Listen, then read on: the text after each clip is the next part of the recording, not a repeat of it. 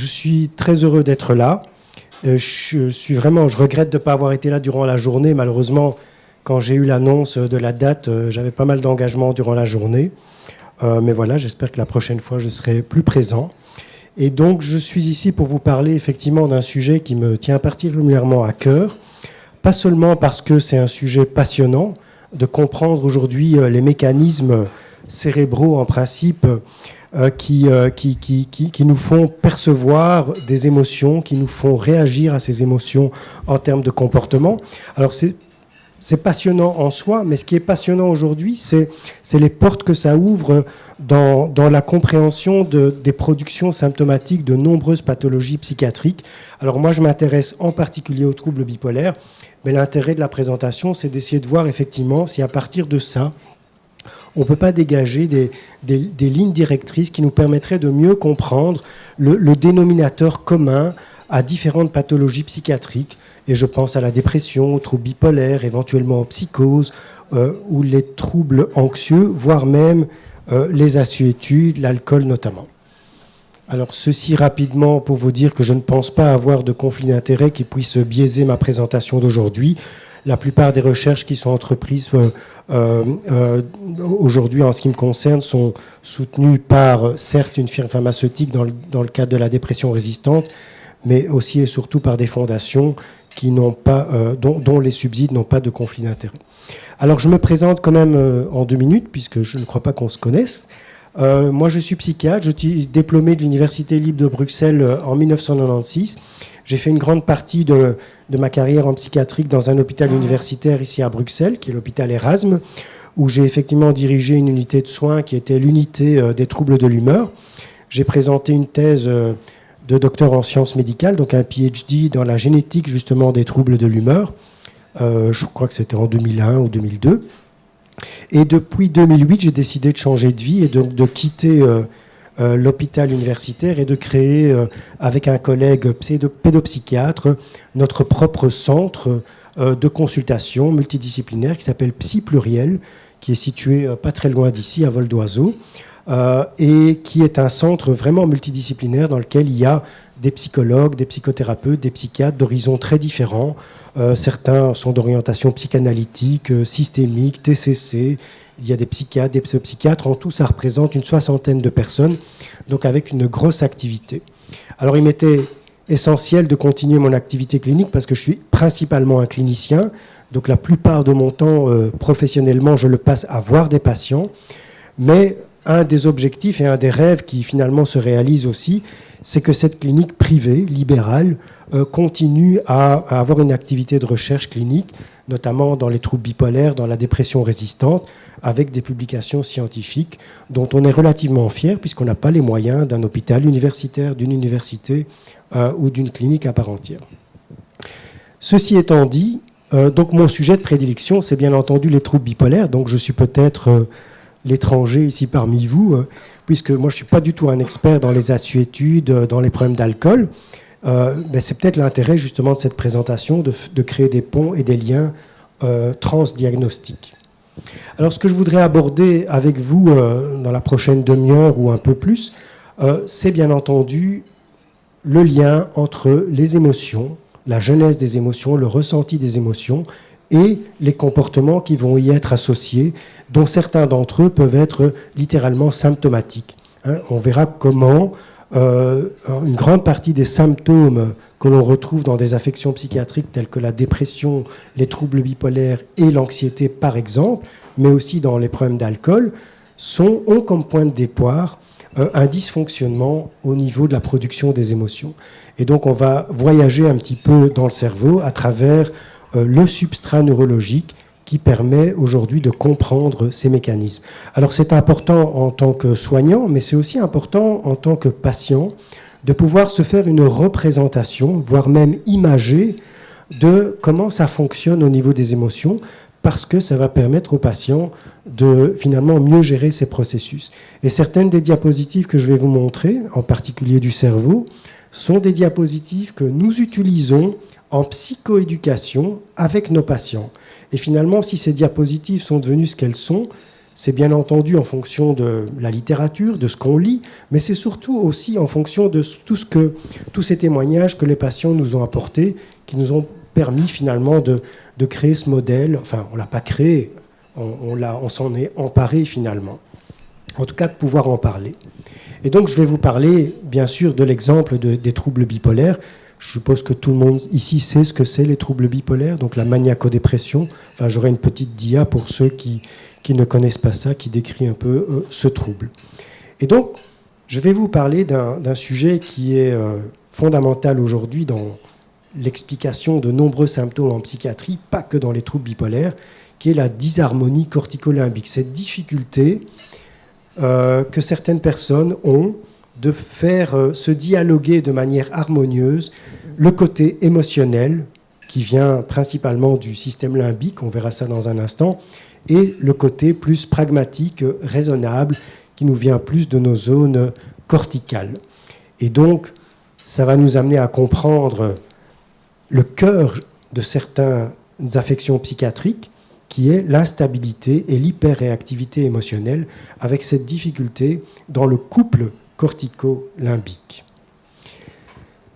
Voici donc l'agenda. Et alors, pour entrer dans le vif du sujet, ben voilà, en tant que soignant, mais aussi en tant que patient, on est confronté à toute une série de syndromes psychiatriques. On parlera plus de syndromes psychiatriques que de maladies psychiatriques, puisque finalement, pour beaucoup d'entre elles, on ne connaît pas vraiment encore les causes, donc on parlera de syndrome, donc une constellation de signes et de symptômes cliniques directs ou indirects qui vont permettre d'identifier un trouble dépressif, un trouble bipolaire, un trouble anxieux, comme par exemple le trouble panique, l'anxiété généralisée, les troubles obsessionnels compulsifs, le TDAH chez l'enfant et chez l'adulte, certains troubles de la personnalité qui vont aussi produire des symptômes, je pense aux personnalités limites, donc troubles de personnalité borderline, et bien entendu aux assuétudes. Donc voilà une liste non exhaustive de certaines affections psychiatriques qui ont quand même, et tous les cliniciens le savent, des points communs. Sauf que comment est-ce qu'on va trouver le dénominateur commun de ces différents troubles?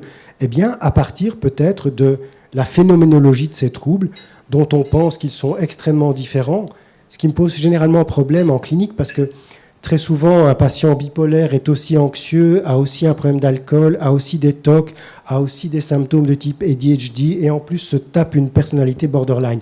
Alors ça veut dire quoi? Ça veut dire que cette même personne, ce même cerveau, est capable de produire autant de maladies différentes, sans compter les maladies somatiques qu'il peut aussi avoir. Alors ça me semble tout simplement impossible, et donc il y a lieu d'essayer de se dire, ce ne sont pas une pathologie avec autant de comorbidités associées, mais c'est peut-être la même pathologie qui crée un ensemble de symptômes qui vont aussi ressembler à d'autres syndromes ou d'autres maladies, mais dont le cœur est une seule maladie qui produit une diversité de symptômes.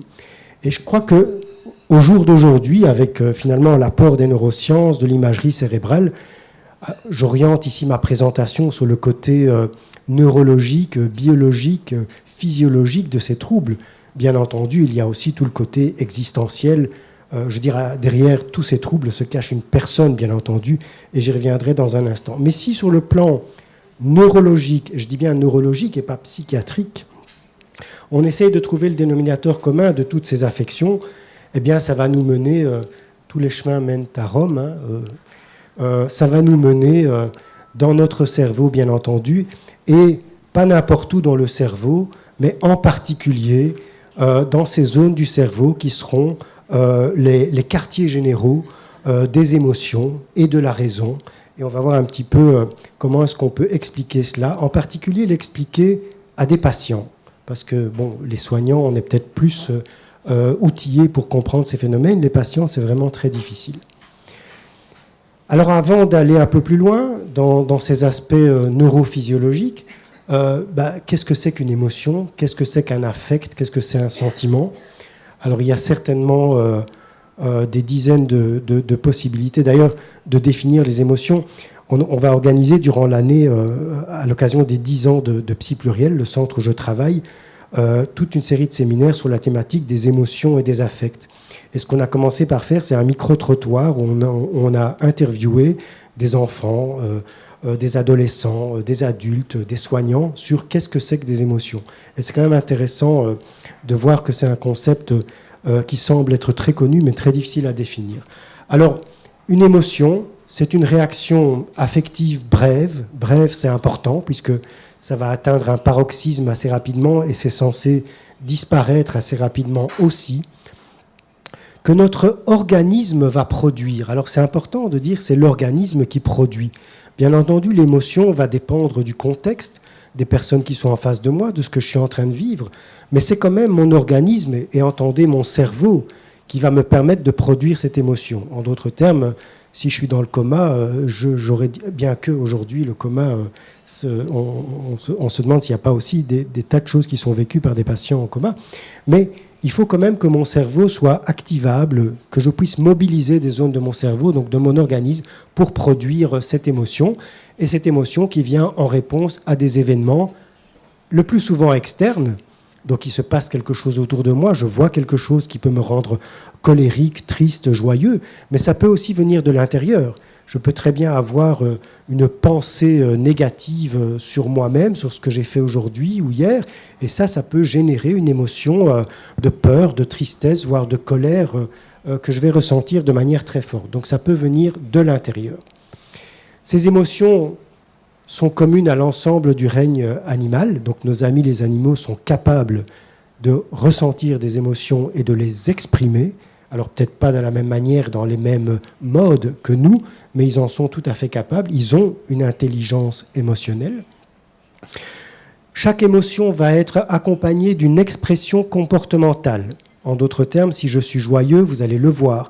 Si je suis en colère, j'aurai toute une série de zones de mon corps qui auront reçu ce signal. Je vais ressentir moi-même, mon cœur va battre plus vite, j'aurai peut-être mal au ventre, mais vous allez voir aussi que je suis en colère parce que j'aurai toute une série de muscles qui vont se mobiliser, je vais devoir taper sur cette table. Donc, il y a toute une série de manifestations comportementales à l'ensemble des émotions. Et ces manifestations comportementales sont parfois excessives au point d'être visibles et de poser des problèmes dans le fonctionnement de la personne. Donc, c'est quelque chose d'extrêmement dynamique. Et donc, on réagit à une situation, à une pensée, à ce qui se passe autour de nous, à une vision, à ce qu'on entend. Et ça va créer réellement un mouvement avec une cascade d'événements dont la finalité est un comportement particulier. Et tout ça, en principe, de manière assez brève. Donc ça vient et ça repart assez rapidement. Alors dans le registre des émotions, il y a la joie, la tristesse, la colère, la rage, la haine, la peur, l'angoisse. Enfin, c'est autant de noms qu'on pourrait utiliser comme réellement spécifiques de l'émotion, la tristesse, la peur, la colère, la joie. Et puis peut-être l'angoisse, c'est plutôt la conséquence de la peur. La colère est une émotion primaire, je pense et toutes ces émotions sont normales et nécessaires. J'ai besoin d'avoir peur pour me protéger. J'ai besoin d'être en colère pour ne pas me faire manger, entre guillemets. Donc c'est tout à fait normal. Ce qui pose problème, c'est parfois l'intensité de ces phénomènes. Alors ces émotions sont brèves, mais à certains moments, cet état d'émotion va persister en fonction des situations. Par exemple, un deuil peut amener une émotion de tristesse intense, mais qui ne va pas disparaître au bout de 2 jours. Elle va persister. Et donc cette émotion qui persiste, finalement, va donner lieu à un sentiment. J'ai un sentiment de tristesse, j'ai un affect triste, et si ça va trop loin, ça peut donner éventuellement un état persistant de tristesse qui peut s'apparenter à un état dépressif. Donc c'est une attitude plus stable dans le temps et qui dépend bien entendu de nos représentations subjectives, de notre culture, de notre milieu ambiant, de tas de facteurs qui sont vraiment liés à la personne, à mon éducation, à qui je suis. Ce n'est pas que des phénomènes organiques. Alors si ceci est clair pour tout le monde, on peut très bien imaginer qu'il y a des troubles dont le phénomène de base, dont la clé, dont le cœur, ces troubles-là seront définis par des dysrégulations du fonctionnement de ces émotions. En d'autres termes, si les émotions se manifestent très fort, elles vont donner des comportements tout aussi forts que l'intensité de l'émotion. Et c'est ce qui a permis à à certains grands auteurs qui s'en sont intéressés aux troubles bipolaires de dire que le cœur de la bipolarité, c'est cette dysrégulation, ce déséquilibre des émotions. Donc les émotions, c'est une fonction vitale importante, comme la respiration par exemple, mais qui peut varier dans des intensités très fortes et donner alors des troubles qui sont en lien avec les émotions. Et comme les émotions sont très fortement liées à l'humeur, eh bien, un déséquilibre des émotions va donner un déséquilibre de l'intensité de mes réactions ou de mes ressentis affectifs ou humoral. Et donc ça va influencer clairement ma manière d'être dans tous les domaines de ma vie, de manière plus ou moins intense, et c'est ce qui définit le trouble bipolaire. Alors le trouble bipolaire, pour, je veux dire, l'idée qui est véhiculée, le cliché, j'ai envie de dire, c'est bien entendu la survenue de phases dites maniaques, où la personne va être exubérante, pleine d'énergie, ne pas avoir besoin de dormir, être assez dépensière, avoir une libido complètement débridée, avoir des comportements excessifs en lien avec tout ce qu'il vit et tout ce qu'il ressent, et en alternance avec des phases de dépression, où c'est un peu le contraire, là les batteries sont à plat, on est triste, on a des idées noires, etc. Ça, c'est la partie visible de l'iceberg. C'est quand le trouble produit réellement du symptôme. Ceci dit, s'intéresser pas aux troubles bipolaires, mais aux personnes qui ont un trouble bipolaire, c'est d'abord entendre ce qu'ils disent. Et ce qu'ils vont dire, ces personnes, c'est que, oui, certes, à certains moments, ils ont des périodes dépressives, des syndromes de symptômes qui sont extrêmement sévères, difficiles à vivre, qu'il faut traiter, qui sont parfois des urgences médicales. Mais si on se contente de traiter la bipolarité en traitant la phase maniaque et la phase dépression, voire en essayant de faire en sorte que ça n'arrive plus, ben quelque part, on passe à côté du cœur de la bipolarité. Et le cœur de la bipolarité, c'est les patients qui nous l'expliquent, c'est cette hyper-réactivité émotionnelle. Vous dites à un patient bipolaire, vous faites des phases maniaques, vous faites des phases dépressives, il va dire oui, ok, bon, c'est bon, je l'ai déjà entendu, il faut les traiter, on est d'accord, mais là, vous ne me parlez pas de moi. Par contre, quand eux parlent d'eux-mêmes, ils vont évoquer que finalement, en amont, avant même qu'un jour il y ait la première phase dépressive ou la première phase maniaque ou entre les phases, ce sont des personnes qui ont une grande sensibilité et qui sont hyper réactifs sur le plan émotionnel. J'en veux pour preuve toute une série d'expressions qu'ils utilisent eux-mêmes. Hein. Mon tsunami émotionnel, mon épilepsie mentale. J'adore celle-là. Hein. Donc on comprend aussi pourquoi les anti-épileptiques sont utilisés comme des stabilisateurs de l'humeur dans le trouble bipolaire. Mes incendies émotionnels, mes ascenseurs émotionnels, ma soif du maximum, je réagis au quart de tour, ça monte très vite, très fort, etc., etc.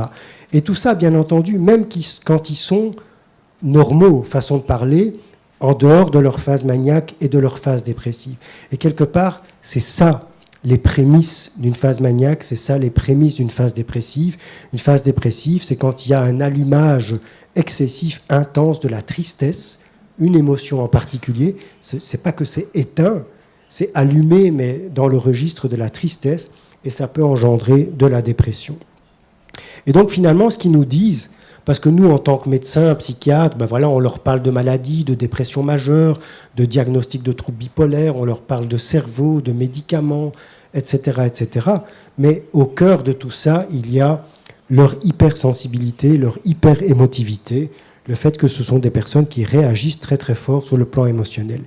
Et s'occuper de la bipolarité, c'est s'occuper de la personne en amont de ses phases maniaques et de ses phases dépressives, et de cette nature hypersensible et hyper réactive. Alors pour certains d'entre eux qui travaillent dans d'autres pathologies, vous auriez très bien pu, mon petit Laus, là, des 10 dernières minutes, changer trouble bipolaire en tout ce que vous voulez, personnalité borderline, trouble anxieux, alcoolisme, et vous auriez pu tenir ce discours et ce raisonnement sur la sensibilité et l'hyperréactivité émotionnelle pour des tas d'autres pathologies. Ce que je pense avoir dit ici n'est pas spécifique de la bipolarité. Et c'est là que ça commence à être intéressant. Et donc, pour revenir quand même à la bipolarité, et peut-être pour d'autres pathologies, donc ce qu'on va avoir comme objectif, c'est stabiliser l'humeur. Pour les médecins, stabiliser l'humeur, ça veut dire empêcher qu'il y ait des phases maniaques et des phases dépressives. Mais en réalité, si on tient compte de ces phénomènes de l'hyperréactivité émotionnelle, stabiliser l'humeur, c'est agir sur cette forme d'instabilité émotionnelle. Alors bien sûr, il ne faut pas dénaturer la personne. Il ne faut pas qu'à cause de cette stabilisation de l'humeur, elle se sente comme anesthésiée sur le plan émotionnel, où il y aura un émoussement des affects et des émotions. Il faut essayer de trouver le bon équilibre en respectant ce qui est de la personnalité de la personne, de sa nature, de son tempérament, et essayer d'empêcher les extrêmes qui sont de l'ordre éventuellement de la bipolarité. Et donc on va essayer de maintenir ce système des émotions relativement tranquille et calme, parce que c'est un système qui peut changer d'une minute à l'autre. Voilà, vous dites un mot de travers à quelqu'un qui présente ce type de particularité, eh ben, en une minute, il peut changer d'état. Il peut être joyeux il y a 10 minutes et être particulièrement triste la minute d'après. Donc ça peut réellement s'embraser. Et si on arrive à contrôler, et pas seulement avec les médicaments, parce que ce que je suis en train de dire est peut-être, vous l'avez peut-être pressenti comme orienté vers les traitements médicamenteux. Je pense que les traitements médicamenteux peuvent contrôler ce système, mais il n'y a pas que les médicaments. Je veux dire, avoir des interactions sociales positives, être heureux dans sa vie, faire de la méditation ou de la sophrologie ou de la relaxation, c'est aussi de nature à stabiliser mes excès émotionnels. Et donc, je pense que cette instabilité émotionnelle est quelque part une signature de troubles bipolaires, mais pas que de troubles bipolaires, et que c'est à cela qu'il va falloir s'intéresser pour être gagnant, je dirais, dans les approches thérapeutiques. Et justement, je ne vais pas rentrer dans les détails, mais le trouble bipolaire est en grande partie traité par des stabilisateurs de l'humeur, le plus connu étant le lithium. Mais à côté du lithium, il y a d'autres stabilisateurs de l'humeur, comme l'acide valproïque, comme la carbamazépine, comme la lamotrigine. Et bizarrement, ces médicaments-là sont des antiépileptiques. D'ailleurs, les patients ne s'y retrouvent pas. On leur prescrit ce genre de médicaments, ils ouvrent la notice, ils voient épilepsie, ils se demandent qu'est-ce qui se passe. Moi, je ne suis pas épileptique. Mais en réalité, quand on sait comment agissent ces médicaments, donc la dépakine par exemple, la lamotrigine aussi, tous ces antiépileptiques, ils agissent en essayant de promouvoir l'activité d'un neurotransmetteur qu'on appelle le GABA, acide gamma-aminobutyrique. Enfin, ceux qui sont dans l'alcoolisme connaissent bien le GABA. Et donc, c'est un neurotransmetteur inhibiteur. Il va promouvoir la tranquillité et pas l'excitation des neurones et du cerveau. Et donc, quelque part, pour rejoindre l'expression de ce patient qui dit « mon épilepsie émotionnelle », alors certes, il n'est pas épileptique au sens où on l'entend, ce ne sont pas les zones motrices de son cerveau qui sont disjonctées et qui provoquent des convulsions, mais peut-être qu'il a des convulsions émotionnelles, et c'est en cela que ce type de médicament peut l'aider. Et ça résonne quand on parle comme ça à des patients, où on leur dit ce qu'on veut traiter, ce n'est pas nécessairement vos phases maniaques et vos phases dépressives. Il faut bien sûr s'en occuper, mais peut-être vos soubresauts émotionnels. Et c'est pareil pour le lithium. Le lithium est un médicament qui diminue l'excitabilité neuronale. Donc c'est aussi comme ça qu'on peut comprendre qu'il amène une forme d'apaisement de ce système des émotions. Et donc, en tenant compte de ces éléments, je pense qu'on peut être beaucoup plus efficace pour apaiser le système de ce type de patient, mais je le redis, aussi dans d'autres affections. On a parlé de l'alcoolisme, des troubles de personnalité, dans les cas où ça produit des symptômes, comme le trouble borderline, mais aussi dans les troubles anxieux, parce que le trouble anxieux, c'est la même chose, sauf que chez l'anxieux, il n'y a qu'une émotion en particulier qui s'allume en permanence, c'est la peur. Chez le bipolaire, c'est tout. C'est la joie, c'est la peur, c'est la colère, c'est la tristesse, c'est le dégoût, c'est toutes les émotions. Dans les troubles anxieux, c'est peut-être plus la peur et uniquement la peur, façon de parler. Mais, à la base, le mécanisme est le même. Et donc, on est amené, et ça c'est une diapositive qu'on montre en psychoéducation, pour ne pas que vous perceviez mon exposé uniquement comme centré sur l'aspect neurologique. De nouveau, je dis neurologique et pas psychiatrique, parce que je pense que si on comprend la production symptomatique sur base de ces modèles, on se dit que c'est des symptômes plus neurologiques que psychiatriques. Psychiatrique, je ne sais pas trop ce que ça veut dire par ailleurs. Et donc, on pourrait ce qu'on dit à nos patients, c'est oui, vous avez dans votre vie un certain nombre de facteurs de stress, d'événements de vie traumatiques. Ça a déjà commencé dans votre enfance et les traumatismes, ils sont parfois évidents, parfois ils sont un peu pervers, c'est-à-dire c'est peut-être une éducation, de la critique, de la dévalorisation, le fait que j'ai pas de valeur aux yeux de mes référents, comme mes parents par exemple. C'est toute une série de souffrances et de contentieux existentiels qui vont s'inscrire dans l'identité de la personne et qui vont engendrer un certain degré de souffrance psychique. Pour autant, ce n'est pas une maladie. Je ne suis pas malade parce que j'ai malheureusement été servi de manière assez négative dans ma vie et que ça génère un certain degré de souffrance, d'angoisse, de peur, de tristesse. Ça ne fait pas de moi un malade en quoi que ce soit. Sauf que nous ne sommes pas tous égaux dans la manière où la vie va venir nous apporter ce type d'éléments négatifs. Certains sont plus servis que d'autres.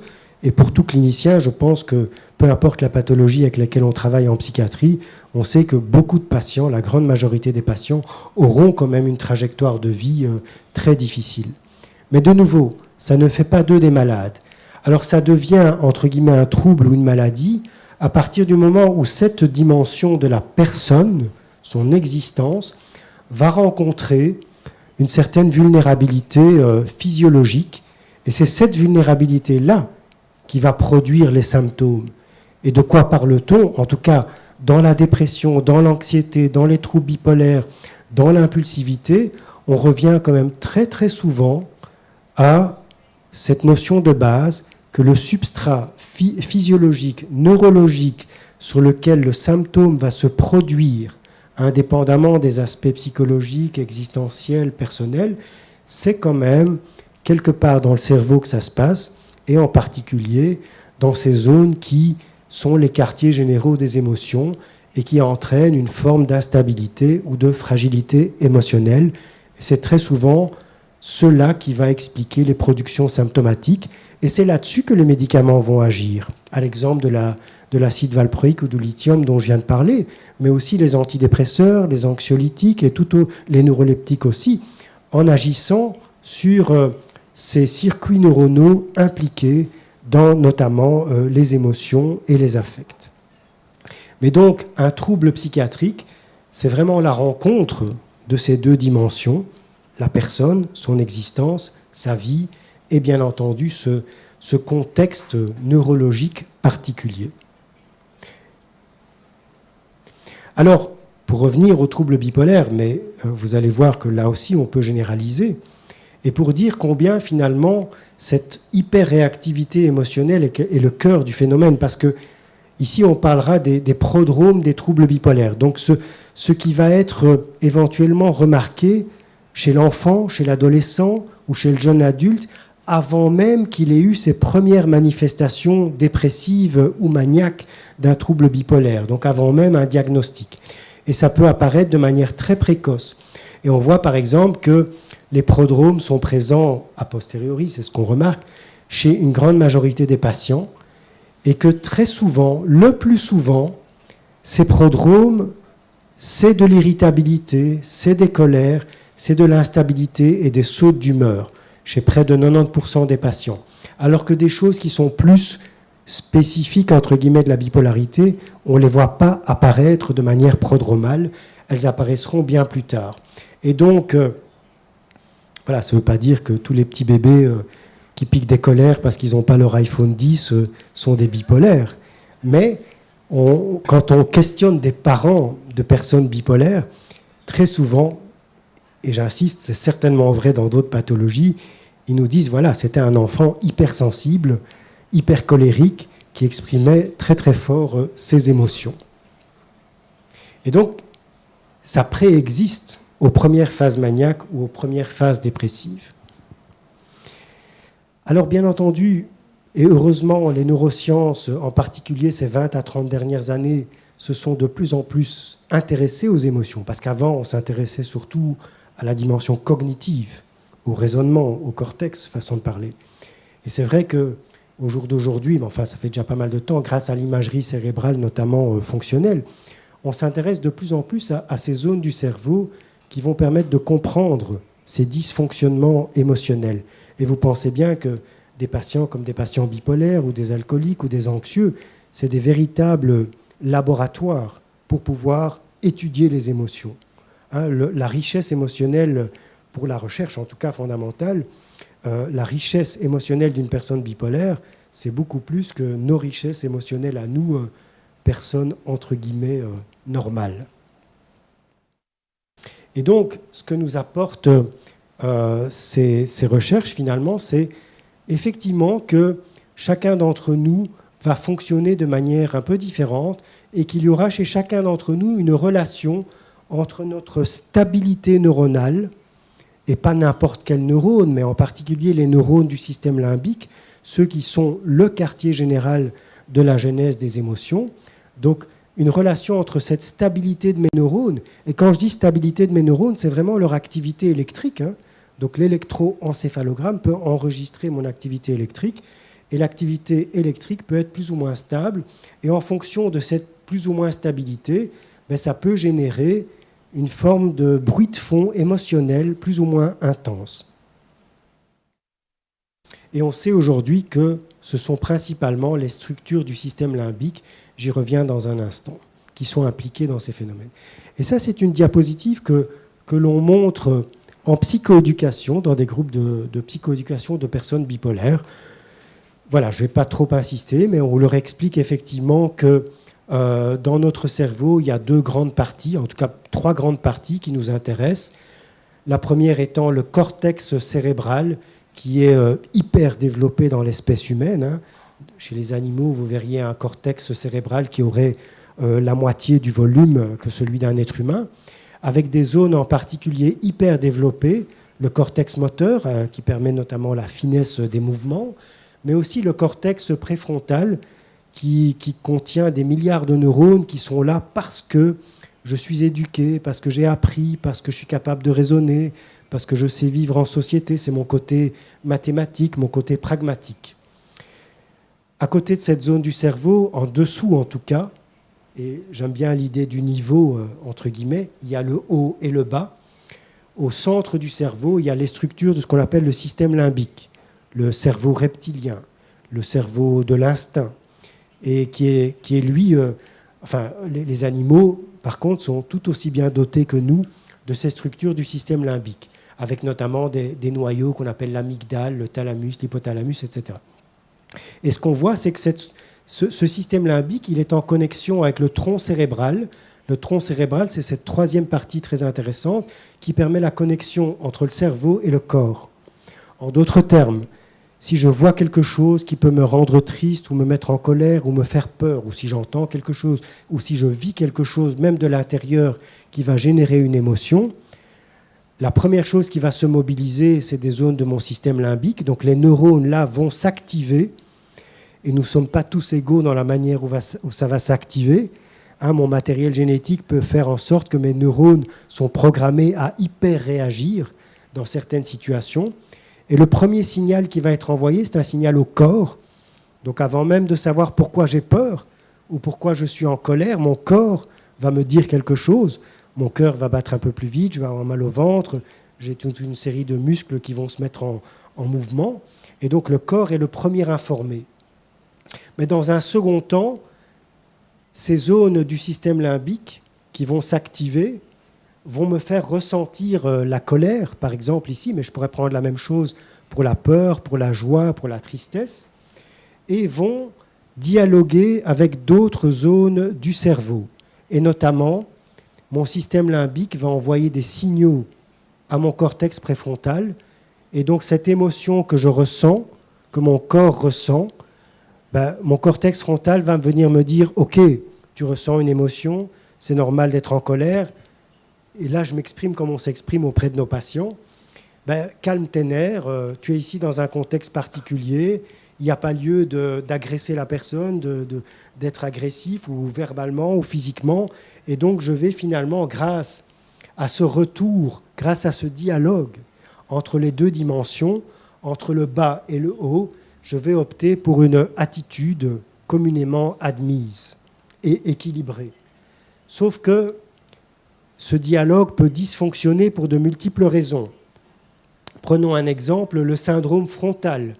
Si j'ai un accident vasculaire cérébral ou si j'ai un traumatisme, c'est le cas de Phileas Cage, je ne sais pas si vous avez entendu, donc c'est un ouvrier, je pense, londonien ou quelque part au Royaume-Uni, qui est un très gentil monsieur, très équilibré, qui s'occupe super bien de sa famille, et c'est un ouvrier dans le bâtiment, et donc je crois qu'il reçoit une baramine au niveau frontal, donc il perd carrément son lobe frontal, et du jour au lendemain, ça devient quelqu'un d'hyper impulsif, colérique, insultant, agressif, violent, y compris dans sa famille, alors qu'il était quelqu'un de tout à fait paisible. Donc perdre son cortex frontal vous soumet à la dictature de l'émotion. Il n'y a plus que l'émotion qui parle et il n'y a plus le retour, il n'y a plus de dialogue possible avec le cortex frontal. On peut avoir un accident vasculaire, une tumeur, n'importe où dans les connexions qui permettent ce dialogue, et donc le système va être perturbé. Alors est-ce que nos patients bipolaires, anxieux, borderline, etc., qui sont sujets à de très fortes réactions émotionnelles, est-ce qu'ils n'ont pas de cortex frontal? Non, ils en ont un. Sauf que quand la réaction primaire émotionnelle est tellement forte, le tsunami émotionnel, l'incendie émotionnel que les patients relatent, c'est tellement fort que ça va venir littéralement censurer le retour du lobe frontal. Et donc oui, 2 jours après, ils vont se dire « mais bon sang, j'ai peut-être un peu exagéré, ma réaction était excessive ». Mais sur le moment même, la réaction primaire émotionnelle est tellement forte que le côté frontal n'a quelque part plus rien à dire.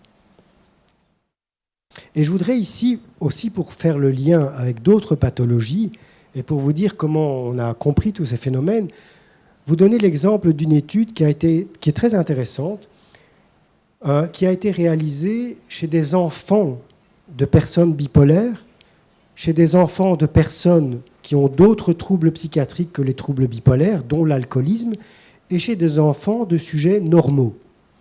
Donc, et de voir comment fonctionne cette séquence dont je viens vous parler au niveau de l'imagerie cérébrale fonctionnelle chez des enfants de bipolaires, des enfants d'autres troubles psychiatriques et des enfants de parents dits normaux.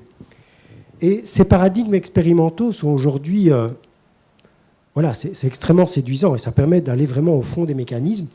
Alors on étudie ça grâce à l'imagerie cérébrale fonctionnelle. Je ne sais pas dans quelle mesure vous êtes familier avec ces techniques.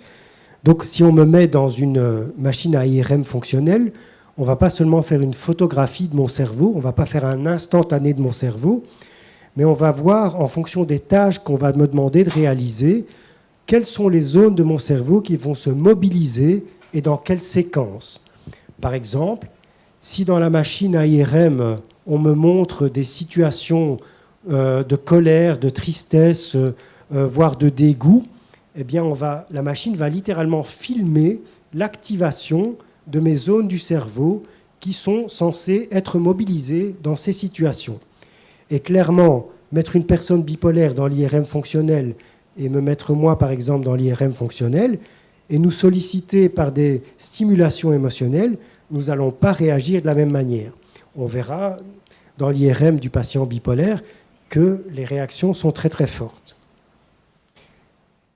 Alors, on a pris ici dans cette étude un groupe de personnes, donc de jeunes, des enfants, des adolescents, qui sont des enfants de personnes bipolaires, mais qui ont aussi d'autres problèmes psychiatriques, dont des phobies, dont de l'alcoolisme, dont des troubles paniques, dont des troubles alimentaires éventuellement. Donc c'est très hétérogène, la bipolarité.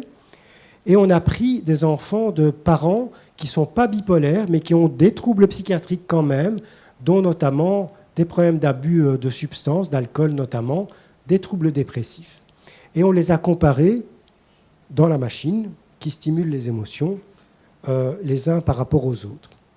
Et vous voyez comment finalement ça va rejoindre mon petite explication de psychoéducation. Vous avez ici une IRM qui compare les enfants des patients bipolaires, les enfants de patients bipolaires, les enfants de patients qui ont d'autres troubles psychiatriques, dont l'alcoolisme, et les enfants de sujets sains. Et on va comparer d'abord au niveau du système limbique, parce que c'est le premier qui s'active, comme je vous l'ai dit précédemment. Donc, ils vont être stimulés par des stimuli émotionnels. Leur amygdale du système limbique va s'allumer. Première leçon à tirer de cette étude, c'est que l'amygdale des patients, enfin des enfants de patients bipolaires, donc c'est des sujets sains, l'amygdale va s'allumer très très fort, beaucoup plus fort que chez des enfants de parents normaux. Et ce qu'on voit, c'est que l'amygdale des enfants de parents qui ont d'autres troubles psychiatriques s'allume tout aussi fort que ceux de la lignée des parents bipolaires. Donc quelque part, on trouve déjà un dénominateur commun sur le plan de l'hyperréactivité émotionnelle dans la bipolarité, dans la dépression, dans les troubles anxieux, dans l'alcoolisme, etc. Et donc ça, c'est la première séquence. Voyons ce qui se passe au niveau de la deuxième séquence. Donc on va monter, le système limbique s'est allumé, il va communiquer avec le cortex. Et les voies, les connexions neuronales entre le système limbique et le cortex, c'est ce qu'on appelle le cortex singulaire antérieur. C'est cette région du cerveau qui est l'entre-deux, celui qui permet le dialogue entre les deux. Et on voit ici que les enfants de personnes bipolaires, eh ben, ils vont oublier d'allumer leur cortex singulaire antérieur. Donc ça ne va pas s'allumer. Le signal ne va pas aller trop haut, ne va pas aller. Enfin, quand je dis pas allumer, c'est pas zéro, bien entendu. Mais ils vont l'allumer, l'activer moins que des personnes issues de parents autres troubles psychiatriques.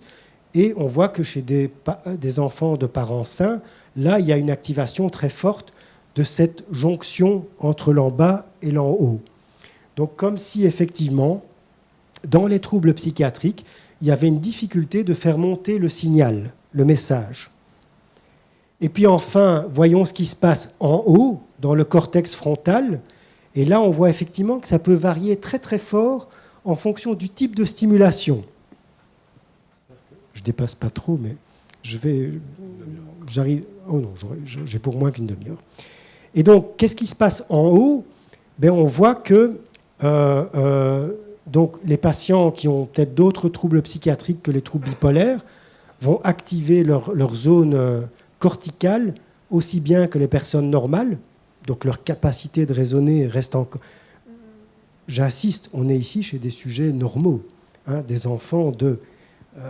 qu'est-ce que ça donnerait si eux-mêmes développaient une pathologie? Peut-être que ces patterns changeraient.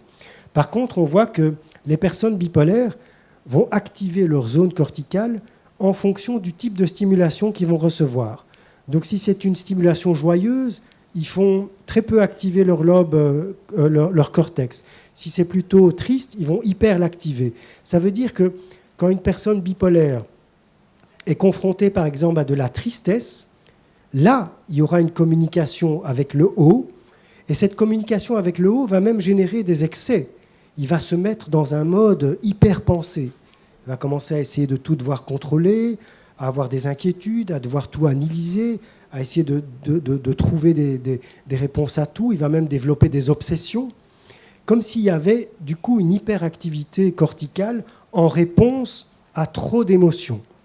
J'ai envie de dire que ça rejoint presque des concepts psychanalytiques, celui notamment du refoulement, où quelque part le chaos émotionnel, l'hyper-émotion, va donner lieu à un fonctionnement dans un mode très différent de ce qu'on est dans l'habitude, et on va quelque part, bon, c'est un peu spéculatif, mais refouler l'origine du mal qui est cette hyper-émotivité.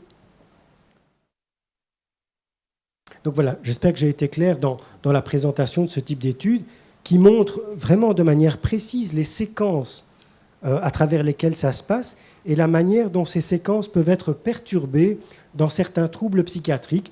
Et on peut maintenant faire une véritable cartographie quantitative de toutes ces différentes structures.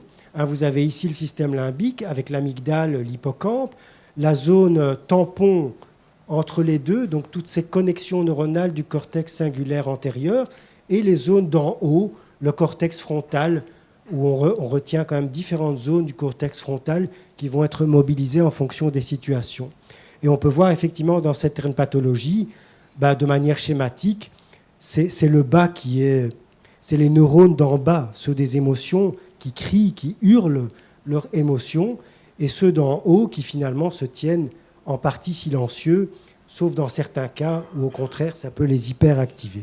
Et donc c'est C'est tous ces mécanismes qu'on connaît de mieux en mieux et dont on pense qu'ils sont à l'origine des troubles bipolaires, avec ces anomalies de fonctionnement plus que de structure.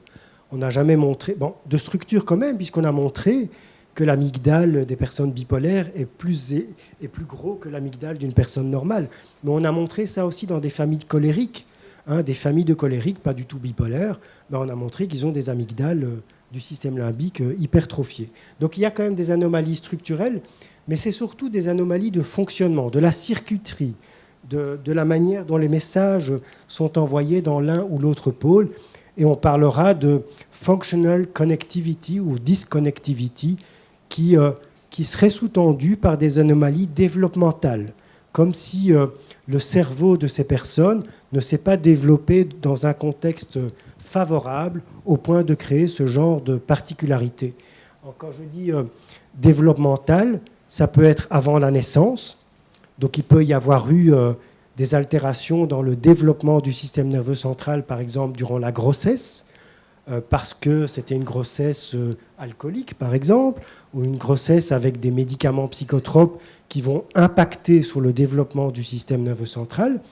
Mais ça peut être aussi des anomalies du développement d'après la naissance, des traumatismes, du stress, un environnement extrêmement négatif. Ça peut aussi façonner ce type de fonctionnement cérébral.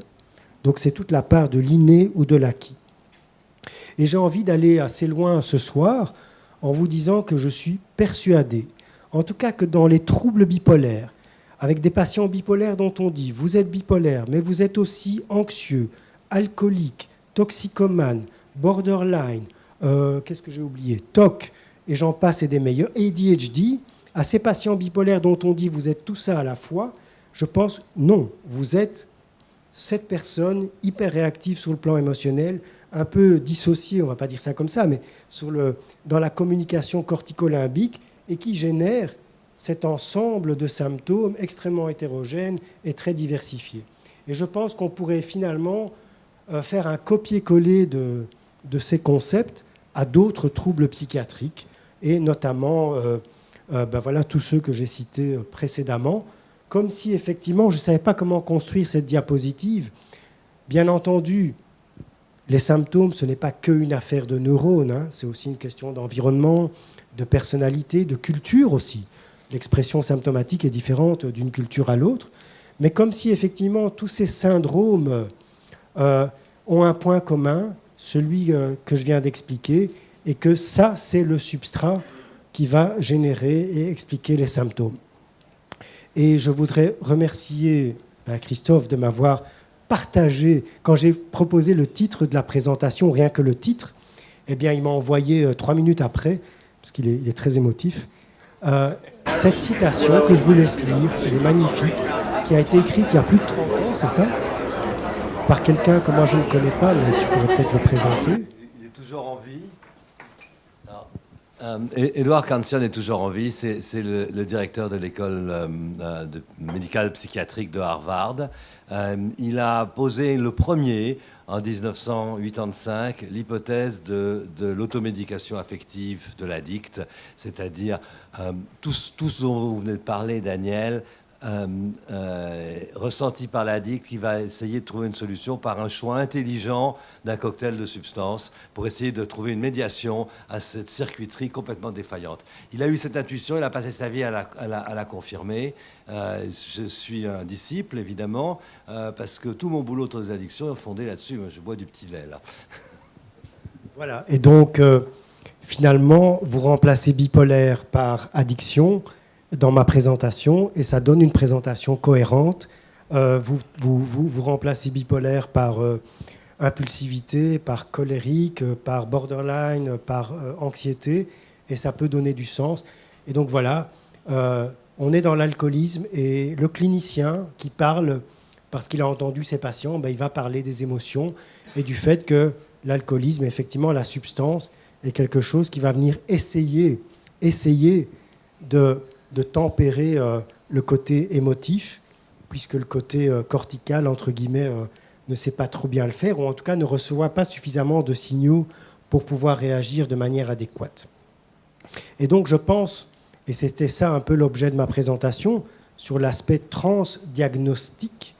Alors, je ne peux pas le crier haut et fort ici, parce que je n'ai pas la preuve de ce que j'avance, mais je pense que beaucoup de cliniciens, et beaucoup de patients d'ailleurs, partagent cette perception des choses, mais ça mériterait voilà, d'être validé sur le plan expérimental. Mais je pense que cette dissociation, cette difficulté du couple corticolimbique est à l'origine vraiment d'une part de cette instabilité émotionnelle qui préexiste la production des symptômes, mais qui est, je pense, un dénominateur commun d'un grand nombre de troubles psychiatriques. Et donc l'idée pour tous ces troubles, c'est d'essayer de rétablir une communication frontolimbique harmonieuse, donc essayer de faire en sorte que ces deux pôles, le haut et le bas. Alors le haut et le bas, c'est peut-être un peu péjoratif, mais ça veut dire aussi que je pense que pendant longtemps, les neurosciences se sont intéressées à la pensée, et la pensée a été mise un peu sur le piédestal. Je veux dire, l'intelligence, c'était quoi? C'était pas l'intelligence émotionnelle, hein. C'était l'intelligence, le pragmatisme, les mathématiques, le bon sens, le raisonnement. Aujourd'hui, eh ben, on a quelque part, ce cortex occupait bien sa place d'en haut, mais on sait aujourd'hui combien, finalement, toutes les réactions corticales, elles sont précédées par une réaction émotionnelle. Et peut-être d'ailleurs que ceux qui n'ont pas suffisamment de réaction émotionnelle, je pense à, je sais pas moi, des politiciens par exemple, eh ben, vont hyper fonctionner sous un mode cortical, mais ça ne le fait pas, quoi. Je veux dire, ça rend malheureux, je pense, sur le plan personnel, mais aussi sur le plan collectif. Et donc, voilà, il faudrait que ces deux-là s'entendent mieux, et je pense que ça permettrait d'apaiser un grand nombre de symptômes psychiatriques, et donc, bien entendu, de pathologies psychiatriques qui mériteraient d'être appréhendées plus dans cette vision transdiagnostique et plus syndromique, voire neurologique. Donc là aussi, je veux dire, c'est un message qui passe pas mal auprès des patients. J'insiste, dans notre groupe de psychoéducation, on ne parle pas que du cerveau et de la neurologie, bien entendu, mais de dire que finalement, quand ils vont casser une table ou quand ils vont avoir une émotion intense de tristesse qui va amener à une dépression, que c'est finalement neurologique au départ, même si ça implique des émotions, ben ça leur parle très très fort, bien plus que leur dire « vous avez un trouble mental » ou un trouble psychiatrique. Voilà, je vous remercie pour votre attention. Merci infiniment, Daniel. On a un petit moment pour des questions and questions. J'ai un micro quelque part. Melissa, do you have the mic, please? Oui. Thank you. Est-ce que vous avez des questions ou des réactions? Feel free to ask your questions in English, of course. N'hésitez pas de poser vos questions en anglais. Peut-être ne serais-je pas capable de répondre en anglais, mais...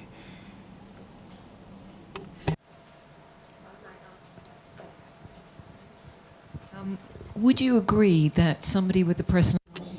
Seriez-vous d'accord de dire que quelqu'un avec des problèmes de tels troubles a une réaction, réagit à ce trouble, et si on parvenait à une situation plus positive en travaillant sur ce trauma, est-il possible que ces neurones changent et se guérissent et changent cette expérience qui était négative au préalable? Thank you so much. Tout d'abord, merci beaucoup pour cette question. Et bon, on dit ça entre nous, d'accord? Et je vais passer en français, si vous le permettez. Bien sûr. Et là, on va aborder la question essentielle de la plasticité cérébrale.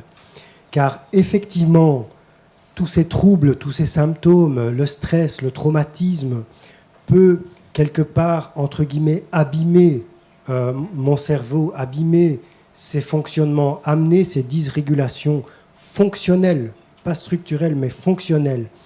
Mais aujourd'hui, on sait que ce n'est pas une fatalité, même si j'ajouterais, j'irai plus loin, même si c'est génétique, c'est-à-dire que même si j'ai hérité de mes parents cette potentialité à hyper réagir à des facteurs de stress, à des traumatismes, même si je l'ai hérité, même si c'est génétique, l'action de ces gènes, l'impact de ces gènes peut être modulé au cours de mon existence. C'est ce qu'on appelle l'épigénétique ou l'expression génétique. En fonction de mes habitudes de vie, des substances que je vais consommer, l'alcool, le cannabis, d'autres drogues, le tabac notamment, je peux moduler l'action de ces gènes. Et donc, même mon bagage génétique par rapport à ces fonctionnements n'est pas une fatalité. Alors, bien entendu, mes événements de vie ne sont pas une fatalité non plus, ma personnalité ne l'est pas non plus. Et moi, j'en arrive, et c'est pour ça que je disais, c'est off the record, j'en arrive à dire à des personnes bipolaires, mais voilà, on pourrait le dire à des personnes qui ont des troubles de personnalité ou d'autres problèmes, qu'effectivement, si on arrive à comprendre ces mécanismes, à agir dessus d'une manière ou d'une autre, et que si on arrive à stabiliser ce terrain sur une longue durée, mais peut-être que les réflexes, les mécanismes, le programme va aussi changer et qu'on peut finalement améliorer ce fonctionnement. Et donc, et on sait aujourd'hui, les neurosciences le savent, tout ce qui va permettre cette évolution favorable en termes de plasticité cérébrale, c'est les bonnes interactions sociales, c'est être heureux, c'est avoir suffisamment d'éléments positifs dans sa vie, l'amour, il n'y a que ça de vrai pour guérir de ce genre de problème. Enfin, j'ai facile à dire ça. Et voilà, mais on peut aussi l'abîmer. Et ça, c'est les drogues, c'est le stress notamment, etc. Et je pense que la psychothérapie, ou beaucoup de formes de psychothérapie, ont réellement un impact sur ce type de fonctionnement neurologique. Ne parlons pas de la méditation. La méditation, ça a été montré chez des grands méditants. On va voir ces régions quelque part se transformer, même au niveau structurel, au cours des années. Je crois qu'il y a des études, oui, je m'en souviens, je n'ai plus les références en tête, où on a même montré que des personnes qui avaient une thérapie d'orientation psychanalytique, et oui, psychanalytique, donc basée sur le transfert qui naît d'une émotion quand même, vont fonctionner un peu différemment à l'IRM fonctionnel 1 an ou 2 après une thérapie. Donc voilà, ce n'est pas une fatalité, ça peut changer, et la programmation, même génétique, peut se moduler.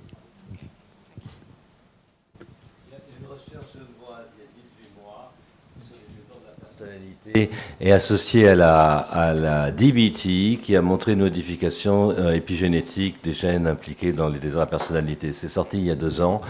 Donc on a la preuve que des thérapies cognitivo-comportementales, comme la DBT, a un impact sur la plasticité du cerveau. Et on connaît beaucoup de substances qui ont un impact négatif. La nicotine, par exemple. Alors ça, c'est assez... Enfin, je le dis pour l'anecdote, pour expliquer l'épigénétique. Donc, on sait que le tabagisme peut diminuer la fertilité masculine. Fertilité masculine qui a des déterminants génétiques. Pas que génétiques, mais aussi environnementaux, mais qui a quand même des déterminants génétiques. Donc, je peux avoir hérité de gènes qui me confèrent une fertilité normale. Eh bien, si j'ai une vie de tabagique, ma fertilité va diminuer, d'une part par un effet direct, mais aussi par un effet sur la génétique. C'est-à-dire que l'expression de mes gènes de la fertilité va se moduler en fonction de mon tabagisme. Et donc mes gènes vont s'exprimer différemment. Eh bien, ce changement de mon fonctionnement génétique, je peux le transmettre à mes enfants. On a montré que des enfants, enfin des jeunes, qui ont un papa tabagique, auront un gène de la fertilité qui sera finalement l'héritage du papa tabagique. Et donc on peut même hériter de cette évolution négative du gène.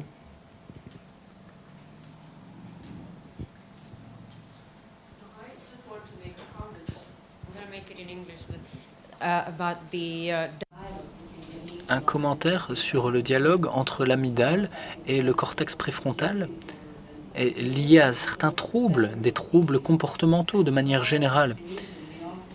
Souvent, les cliniciens,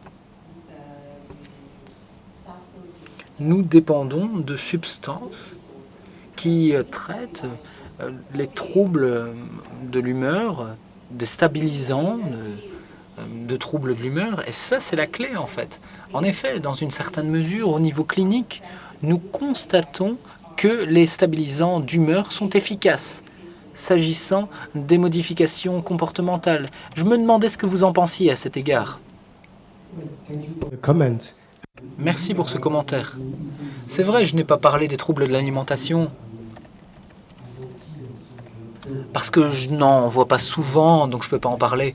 Moi, je vois souvent des borderline et d'autres, mais pas des troubles de l'alimentation. Quelque chose d'important, parce que effectivement, je pense que même dans les troubles alimentaires, le nœud du problème, il est dans cette hyper-expression des émotions. Et je pense que c'est là que le stabilisateur de l'humeur, je ne sais pas comment, en tant que clinicien, vous comprenez l'efficacité des stabilisateurs de l'humeur dans les troubles alimentaires, mais moi, j'ai envie de la comprendre un peu sur ce mode-là. Donc, ça va diminuer un peu cette excitabilité neuronale, de manière générale, bien sûr, mais surtout celle qu'on veut cibler, à savoir celle des neurones qui vont être impliqués dans ces phénomènes. Mais je pense que, bon, bien sûr, ça doit être démontré, prouvé. Je ne sais pas s'il y a des études dans les troubles alimentaires. Mais ce qui me semble le plus important, c'est, je pense que cette efficacité, elle est encore plus redoutable si elle est accompagnée de représentation. Alors, je ne sais pas qu'est-ce qui est annoncé à un patient qui a un trouble alimentaire quand il doit prendre de l'acide valproïque. Je ne sais pas comment on lui vend ce traitement. Mais je pense que si on arrive à lui dire, OK, ce qu'on va cibler, ce n'est pas tellement directement tes comportements anorexiques ou boulimiques, mais ce qu'il y a en amont, c'est-à-dire ton émotion ou tes hyperréactivités émotionnelles. Et qu'en cela, on va peut-être te prescrire alors un anti-épileptique, entre guillemets. Et que si cette personne puisse comprendre, c'est pour ça que nous, on présente ce genre de choses en psychoéducation, parce que vraiment, ça va aider quelque part le traitement.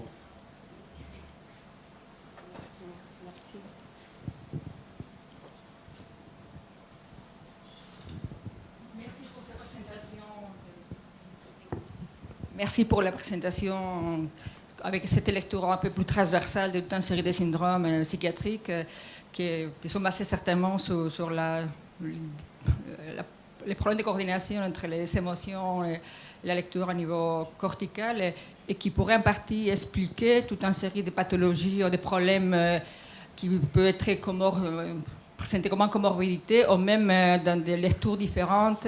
Si un patient c'est plutôt une personnalité borderline ou c'est plus bipolaire, on peut rentrer dans beaucoup de débats sur les différents diagnostics et les différents psy nous pouvons faire sur toute une série de patients aussi.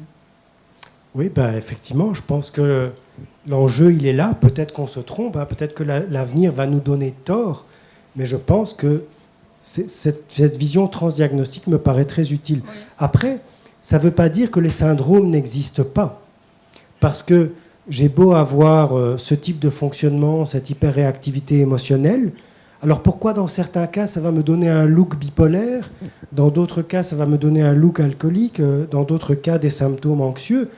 Peut-être que là, il y a l'implication d'autres facteurs, des facteurs d'environnement, par exemple, que voilà, cette configuration neurologique dans ma famille, ou parce que j'ai hérité d'autres choses aussi, ça va donner plus dans le versant bipolaire, et puis dans un autre environnement, ça peut donner autre chose. Mais enfin, ce qui, moi, me surprend, c'est en particulier pour les personnes bipolaires, c'est qu'ils sont capables de produire tout ça à la fois.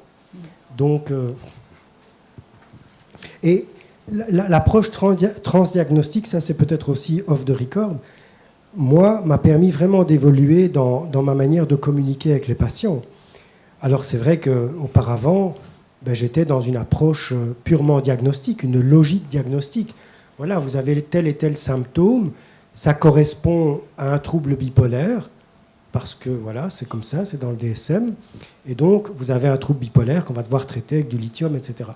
Et pour l'instant, je me vois naturellement évoluer vers autre chose, où effectivement, je vais plus parler de tout cela sans même prononcer une fois la bipolarité. D'ailleurs, c'est eux qui parlent de bipolarité plus que moi, pour essayer d'expliquer toutes les productions symptomatiques. Maintenant, ceci dit, là, j'exagère un petit peu, parce que parfois, ça donne comme lieu à des manifestations... un état maniaque, un état dépressif, où il faut quand même réellement parler de bipolarité. Mais ça voudrait dire aussi que... Alors, si ça c'est une signature de la bipolarité, ben, nous sommes tous bipolaires. Hein. On est bien d'accord. Il a certainement toute une série de facteurs multiples qu'il faut tenir compte, mais il se peut qu'il y a certains circuits qui fonctionnent de manière préférentielle, qu'il faut qu'on aura plutôt un type de réponse à un autre. Exactement. Il y a peut-être d'autres circuits impliqués qui vont donner la tonalité symptomatique. Tous les facteurs personnels, historiques. J'ai une question, Daniel. En partant de cette hypothèse avérée par de la recherche que je partage sur le dysfonctionnement de la communication limbique corticale, pour en revenir aux addictions, on a quelques vagues études indiquant des succès mitigés et certainement pas de longue durée de toutes les thérapies cognitivo-comportementales, qui sont le privilège des héritiers de William James aux États-Unis, et voilà. Et en fait, je vous écoute et je me dis, les thérapies cognitivo-comportementales sont probablement quelque chose de nécessaire et d'utile, mais certainement insuffisant. Parce qu'on est en train d'équiper la réponse à la réaction limbique très progressivement, avec quelques changements cognitifs, on ne va pas très loin. Alors, quelles sont les implications en termes de traitement, quelle que soit la pathologie dont on parle, je crois que c'est pareil. Parce que c'est très très lourd de sens, hein, ça veut dire on est en train de se tromper hein, en matière thérapeutique. Oui, enfin, je serais peut-être plus nuancé dans la mesure où, en tout cas, par rapport à l'alcoolisme, je ne m'y connais pas. Mais moi, je pense que ce qui est important, c'est d'utiliser toutes les ressources possibles et imaginables, à condition de savoir ce qu'on fait, de pouvoir expliquer ce qu'on fait et de savoir à quel niveau on agit. Pour moi, les thérapies cognitivo-comportementales, en tout cas dans la dépression, dans les troubles anxieux, dans les troubles bipolaires, je ne parlerai pas de l'alcoolisme parce que je ne connais pas, mais je les apparente au traitement médicamenteux. C'est-à-dire, c'est une approche thérapeutique qui va permettre une meilleure gestion des émotions, donc une meilleure gestion de la réaction émotionnelle. Et donc, et la mise en place de stratégies, entre guillemets, cognitives, de perception des choses, qui vont me permettre de mieux gérer mon côté émotionnel. Donc, vous avez raison de dire ça ne résout pas le problème, mais ça agit quand même en aval, un peu comme les médicaments. Je veux dire, ça va permettre de mieux gérer cette réactivité, mais ça ne traite pas le phénomène à la base. On n'est pas en train de traiter à la source, entre guillemets. Et donc, à condition de pouvoir vraiment dire les choses comme ça et de pouvoir être sûr du niveau auquel on agit, eh ben, on pourrait éventuellement dire ça peut être efficace, mais ça ne suffit pas. Il faut aussi agir dans d'autres dimensions, peut-être à la source. Et à la source, ça, c'est différent d'une pathologie, entre guillemets, à l'autre, ou même d'une personne à l'autre. Hein. Merci. Les études sur la méditation on marche en prévention de la rechute en matière d'abus de substances. La méditation est probablement l'outil le plus confirmé par la recherche en matière de prévention de rechute. Hein. Oui, et apparemment le prince Siddhartha, enfin Bouddha, il savait ça déjà il y a 2500 ans. Mais oui, moi j'en suis convaincu. Après, c'est vrai, c'est difficile de s'imprégner de cette méthode, de la pratiquer réellement. Mais voilà, je veux dire, c'est un bon exemple contemporain d'une approche qui marche dans plein de pathologies, enfin même chez monsieur et madame tout le monde, ça fait du bien.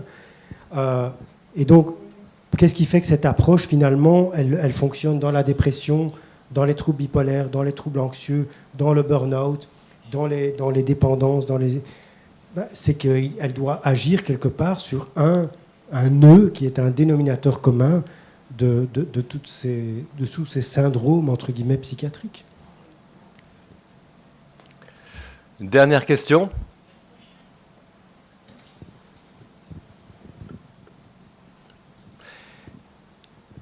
Daniel, merci infiniment encore. Merci.